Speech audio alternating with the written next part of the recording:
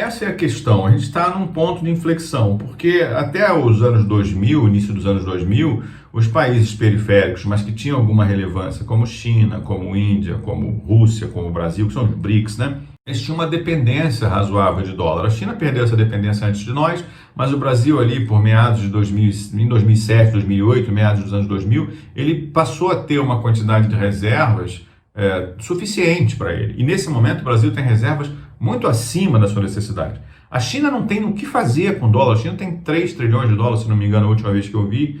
E isso é completamente irracional. Ela não tem necessidade nenhuma disso. Ela é superavitária na quantidade de entrada de dólar. Reserva internacional, serve para garantir troca. A China não tem esse problema. Então aquele dólar para ela o que ela tem feito é emprestado para outros países, para aumentar o poderio dela, o relacionamento dela com países africanos, etc. Porque não tem o que fazer com esse dinheiro. Então, assim, não existe mais uma necessidade de você continuar imprimindo dólares para ajudar esses países periféricos mais relevantes no comércio internacional. Isso acabou. E a riqueza desses países ricos é em grande parte garantida porque eles conseguem imprimir algo que todo mundo quer.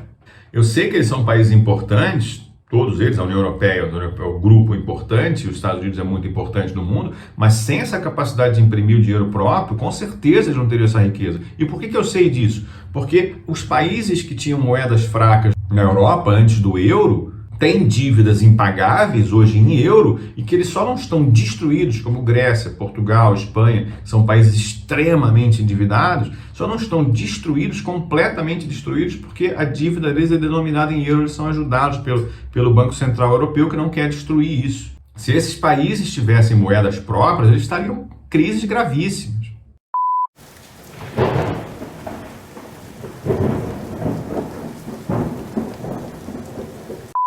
E a gente está num momento delicado porque os países estão precisando cada vez mais de dinheiro, as commodities estão cada vez mais caras e escassas. Você sabe como os Estados Unidos funciona? Lembra da época da Covid? Tem máscara, eu vou comprar todas e que se dane o mundo. Tem vacina, tem remédio X, eu vou comprar todos e que se dane o mundo. Por que ele compra todos? Porque o dinheiro dele vale para todo mundo, né? O que vale é a grana dele.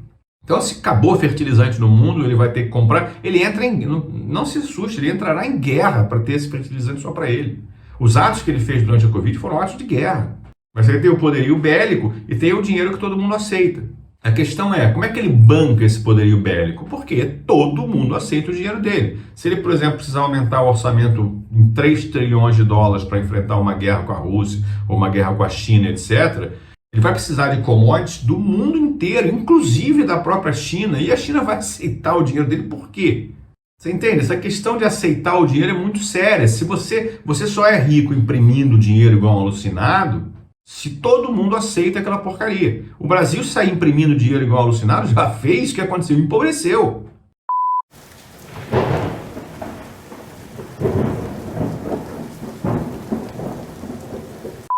O que está discutindo aqui é como é que você consegue reverter isso. Isso pode ser revertido, quer dizer, essa capacidade dos países de mandar no mundo por conta de emitirem uma moeda que todo mundo aceita. Isso vai mudar? Como é que isso poderia mudar?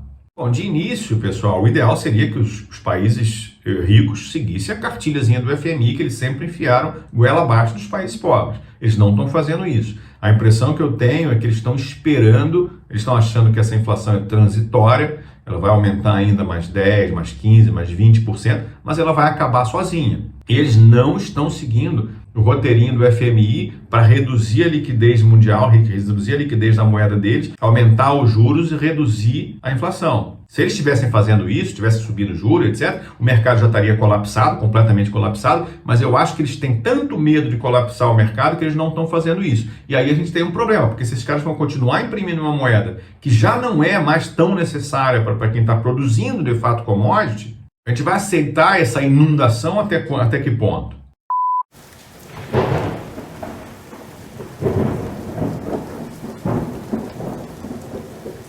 Uma coisa que poderia acontecer, já aparentemente está acontecendo, seria você ter um comércio multilateral entre países periféricos com base em por exemplo, uma criptomoeda que seja baseada nas moedas locais e na disciplina fiscal e nas inflações dos países.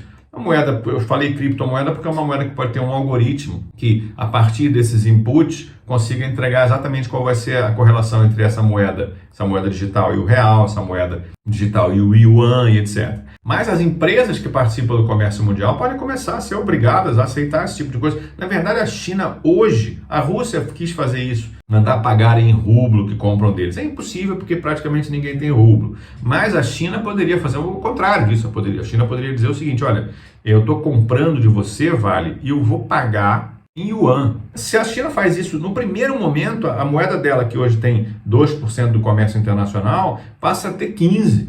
E nesse momento, quando você, além do que eu falei para vocês do excesso de impressão de dinheiro, as sanções que foram aplicadas à Rússia são sanções que tiraram as reservas em dólar, em euro dela. E isso aí faz com que a fidúcia da moeda fiduciária acabe.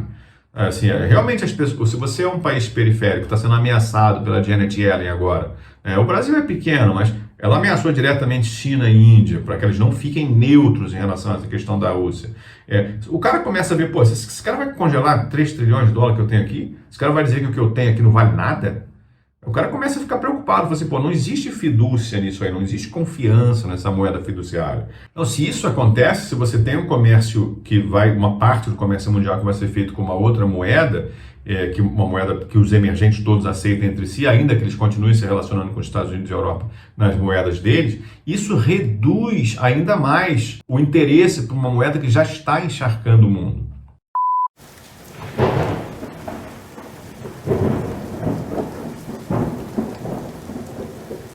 Uma outra coisa que poderia acontecer e reduziria bastante o interesse por isso seria uma retomada de um comércio ideológico. Na época da Guerra Fria, a gente tinha países que não faziam parte do mesmo sistema monetário. Nesse momento, a gente já tirou a Rússia do mesmo sistema monetário. E aparentemente as sanções vão escalar, vão aumentar mais ainda. E o que eu entendo é o seguinte, é que os emergentes, eles são países mais ideológicos, eles são países, nesse momento agora, se você cria uma ruptura gigantesca no mundo, no comércio internacional, você vai ter problema para o mundo inteiro. O problema é que as pessoas que estão na Síria, pessoas que estão na Líbia, no Oriente Médio, as pessoas que estão na África, as pessoas que estão na América Latina, etc., a vida deles, da maior parte da população, já é uma vida conturbada. A gente, aqui no Brasil, a gente não sabe o que vai acontecer em 2023, se a gente vai ter um país todo estatizado ou todo privatizado. A China é um país extremamente nacionalista. Se você vê aquele American Factory, aquele documentário do Obama, você vê que o sujeito que está trabalhando numa fábrica chinesa fora da China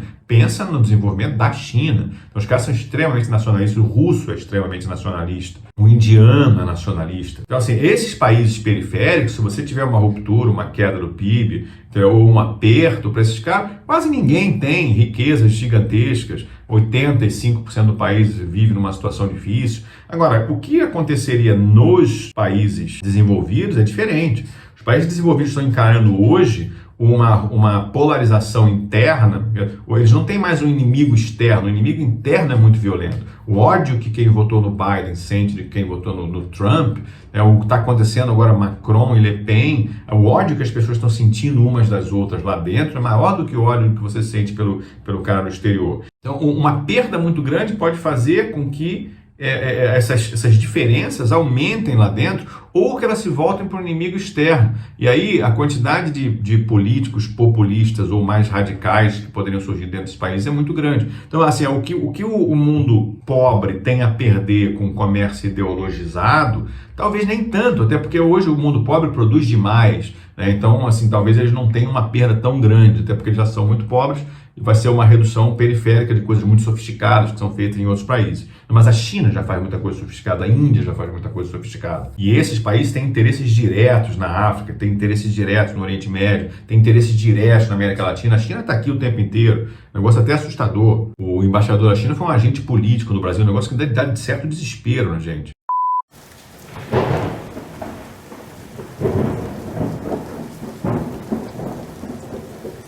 Para esses países voltarem a imprimir muito, você teria que reduzir essa liquidez ou reduzir o valor desses ativos.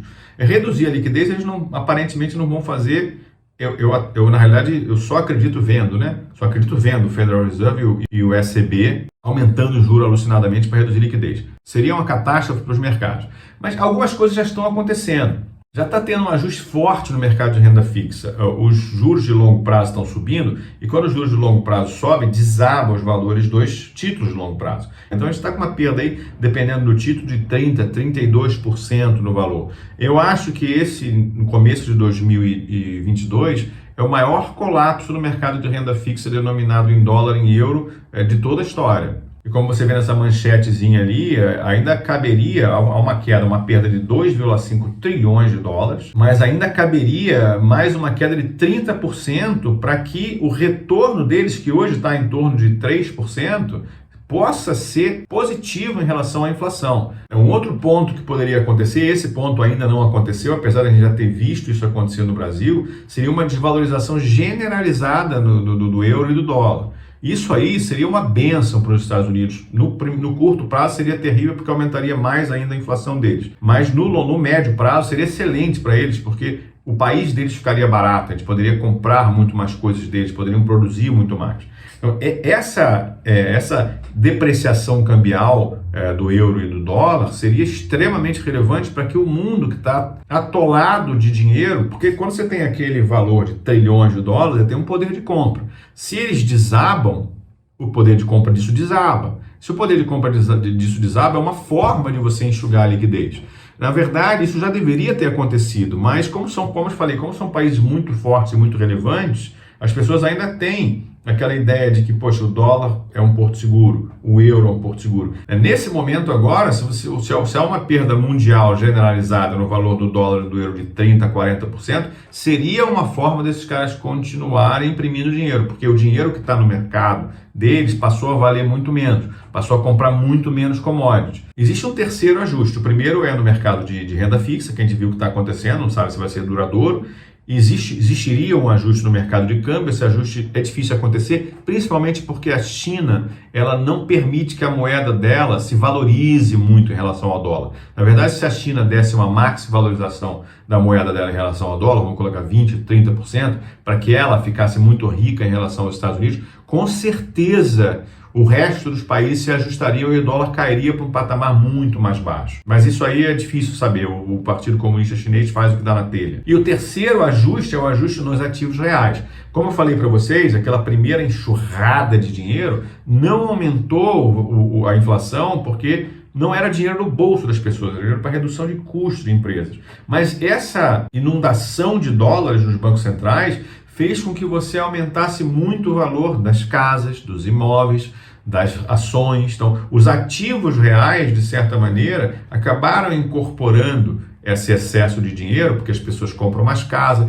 porque o mortgage, né, a taxa de juros é mais barata, então você só podia comprar uma casa de 300 mil dólares, você compra uma casa de 500 mil dólares, porque você paga menos, a sua casa valoriza, né? A valorização das casas de 2008 para cá é um negócio notável. Nesse momento, a taxa do mortgage nos Estados Unidos está acima de 5%, o que está fazendo com que uma pressão gigantesca em cima do pagamento mensal que esse pessoal tem nas casas dele. O problema é que a casa não está valorizando. Quando a casa valoriza, você refinancia. Né? Você refinancia a casa, você entra com um dinheirinho que consegue pagar o mortgage, consegue pagar a hipoteca. O problema é que as casas estão se desvalorizando. E o problema maior é que o americano, nesse momento, ele tem uma memória da crise de 2008 e ele sabe que se a situação ficar terrível, se a situação ficar péssima e eu não conseguir pagar, e houver uma quebradeira generalizada no mercado, os imóveis que valiam $1 milhão vão passar a valer 200 mil dólares e você entregues pelo banco por $1 se você assumir a dívida do cara. Então o americano já tem uma ideia, cara, para mim, né, para o americano médio, não para o rico, etc., para mim é melhor que colapse. E esse colapso essa queda nos valores dos imóveis poderia ajustar esse excesso de liquidez que a gente colocou. No mercado de ações, a coisa está um pouquinho diferente. O mercado de ações, se você olhar o mercado de ações de coisas reais, ele não subiu tanto. Aqui no Brasil é a mesma coisa. Se você olhar o que não é commodity, não houve a gente está com a bolsa 100 e poucos mil pontos, mas algumas empresas estão com o mesmo preço de 2007. Algumas empresas estão 90% mais baratas, ou 85% mais baratas. As empresas de varejo, algumas estão numa situação extremamente difícil. Mas a gente tem as empresas de commodities segurando isso. No exterior é um pouco diferente. O que está segurando muito isso são as big techs, né? São as empresas de alta tecnologia e até pouco tempo atrás as farmacêuticas. Como é que essas empresas poderiam cair?